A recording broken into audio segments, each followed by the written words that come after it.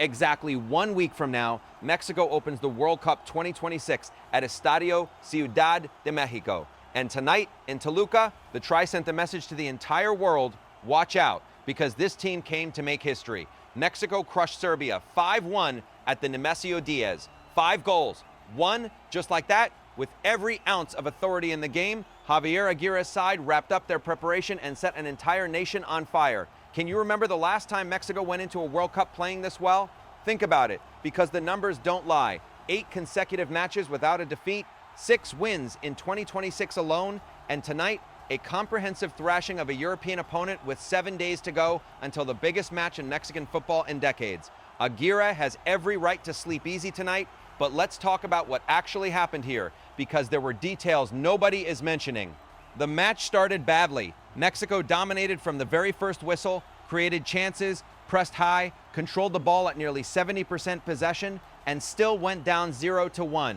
Petar Stanek finished past Tal Rangel in the 19th minute thanks to a communication breakdown between Johan Vásquez and Jesus Gallardo, 2 teammates who simply didn't talk to each other. In a warm-up friendly, that's forgivable. In the World Cup opener on June 11 against South Africa, that same mistake could be catastrophic. Aguirre knows it, and it better be fixed. But Mexico hit back, and they hit back with goals. Johan Vásquez, the very same player who caused the breakdown, redeemed his night with a thundering header in the 34th minute after Brian Gutierrez's pinpoint delivery, equalizer, stadium in eruption, and from that moment, Serbia ceased to exist as any kind of attacking threat. Because look at what followed. 2 Serbian own goals, Stefan Bukanak at 45 plus 2 trying to pass it back to his goalkeeper, and Adem Avdic at 71 failing to clear a corner from Alexis Vega.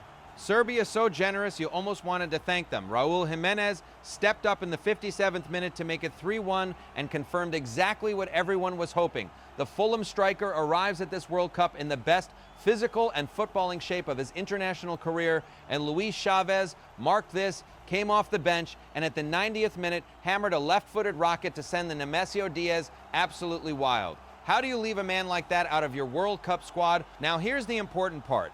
Hold on, because there's something nobody is asking that everybody should be asking. Mexico enters Group A as co-hosts, carrying the weight of a nation that never forgets the quarterfinal that wasn't. South Africa on June 11 at Estadio Ciudad de México, South Korea on the 18th in Guadalajara, Czech Republic on the 24th, back in the capital. The draw is kind, the opponents are beatable, and tonight Mexico proved they have goals, they have a defense when they choose to use it, and they have a manager who has found a starting 11 that works. But a friendly against Serbia is not the World Cup, and Mexican football history is littered with promising preparations that ended in heartbreak. This time, though, something feels different. Aguirre has World Cup experience. The players representing Mexico across Europe are in form. Santiago Jiménez at AC Milan, Edson Alvarez at Fenerbahce, Raúl Jiménez at Fulham. This is not the same old Mexico. June 11, the curtain rises. Mexico has the chance to make history on home soil, and tonight against Serbia, they took the first step in exactly the right way. Will the try reach the knockout rounds and beyond, or will history repeat itself? Tell me down in the comments, because this debate is only just getting started.